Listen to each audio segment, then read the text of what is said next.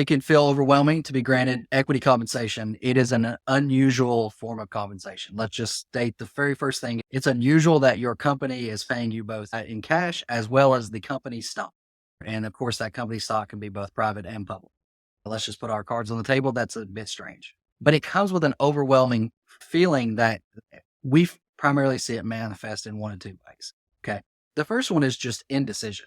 In your home office drawer, you take your equity plan, you put it in that drawer, you close it and say, it is out of sight, out of mind. And that thing is 90 pages and I'm not getting into it. And I'm just going to keep doing the job that I've been hired to do. And I'm going to focus on the cash based compensation of my plan. And of course, at different companies, whether you're at a startup, series D, B, anywhere that you're all the way up to like big tech of working with large corporations, that particular plan can manifest itself quite differently. But it leads to that essentially that indecision feeling.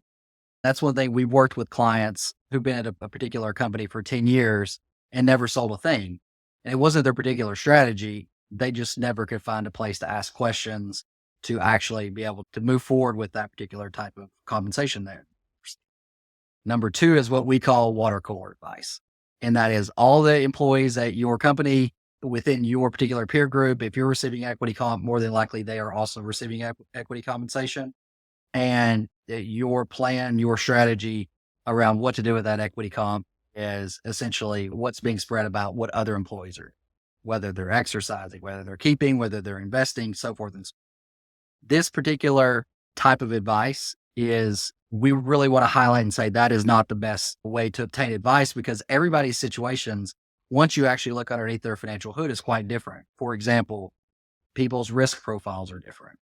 Income stability is different. Retirement deadlines are different.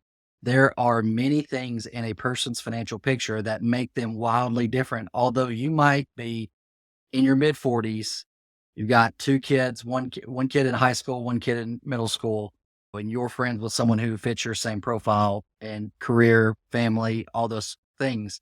It may feel like you all are in the same boat, but really you're quite drastically different when it comes to financial profiles.